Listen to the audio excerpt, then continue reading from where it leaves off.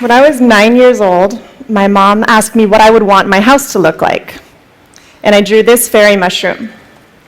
And then she actually built it. I don't think I realized this was so unusual at the time, and maybe I still haven't, because I'm still designing houses. This is a 6-story bespoke home on the island of Bali. It's built almost entirely from bamboo.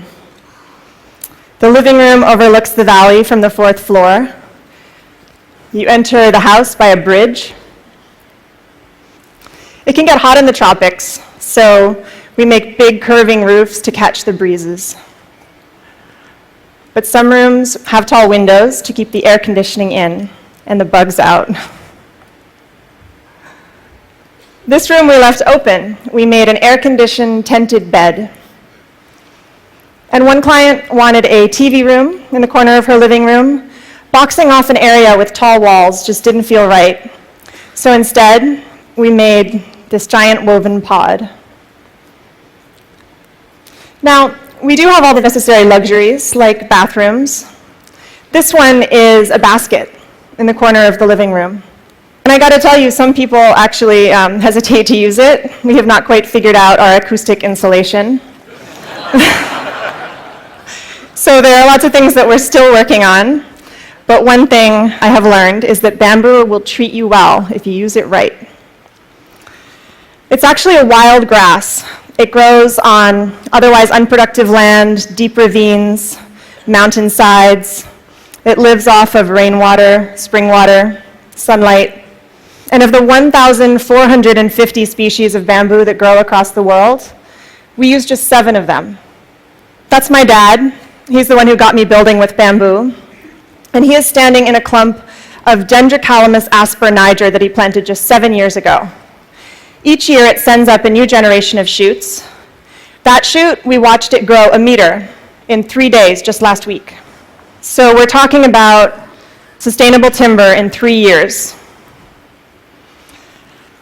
Now, we harvest from hundreds of family-owned clumps. Patung, as we call it, it's really long.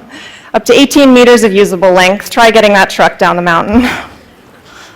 And it's strong. It has the tensile strength of steel, the compressive strength of concrete. Slam 4 tons straight down on a pole, and it can take it. Because it's hollow, it's lightweight. That's my dad. He's the one who got me building with bamboo.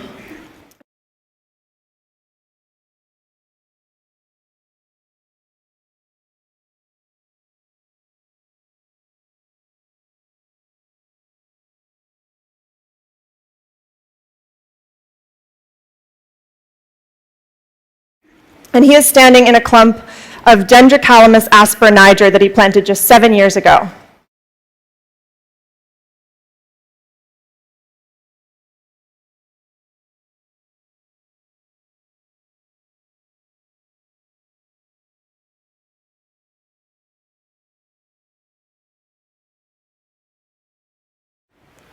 This is a traditional Sumbanese home that we replicated right down to the details and textiles.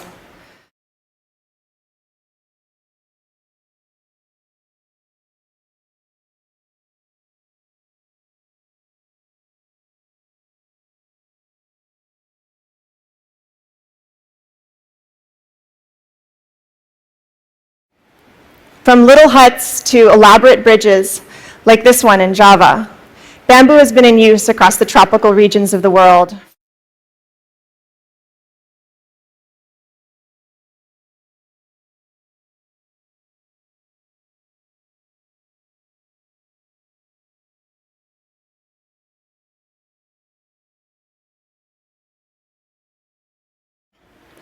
Fortunately, Balinese culture fosters craftsmanship. It values the artisan.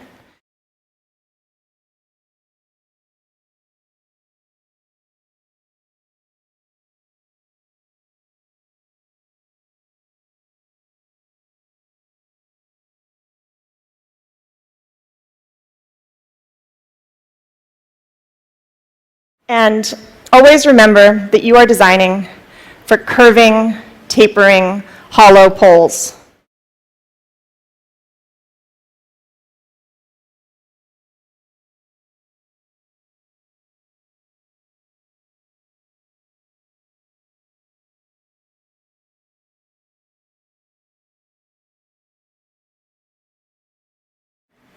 The tried and true, well-crafted formulas and vocabulary of architecture do not apply here.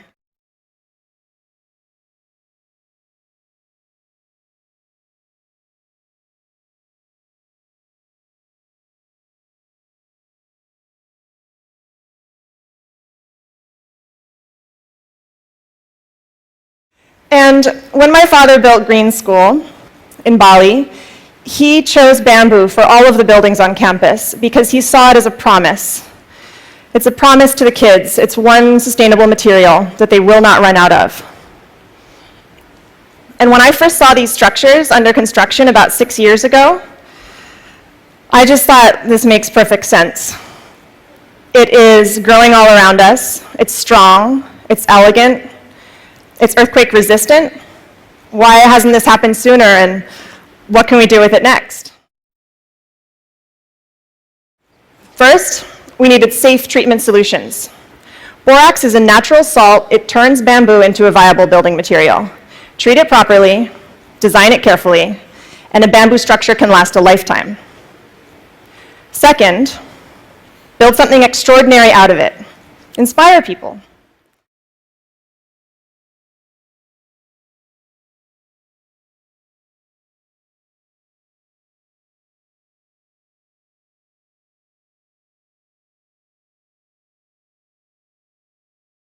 The living room overlooks the valley from the 4th floor.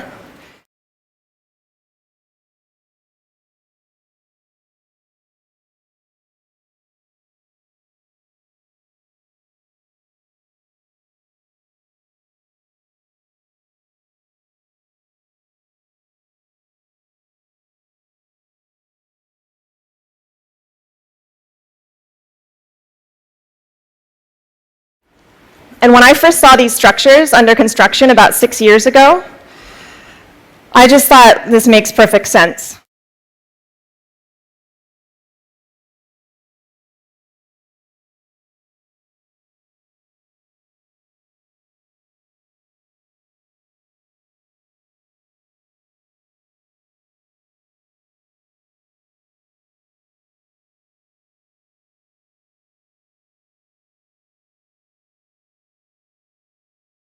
This is a traditional Sumbanese home that we replicated right down to the details and textiles.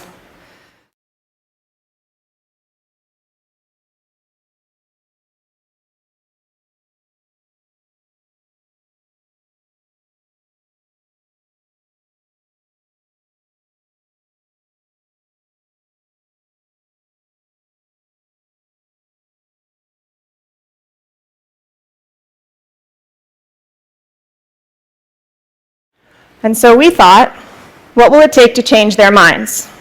To convince people that bamboo is worth building with?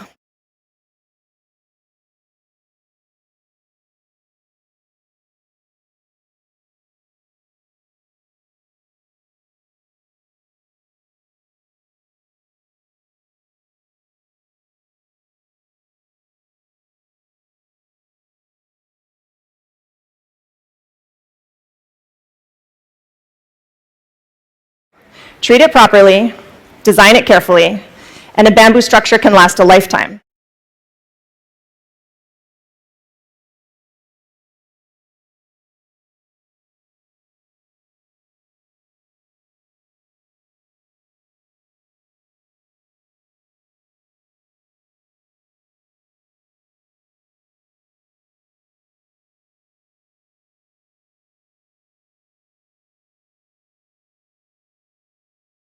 To reap the selected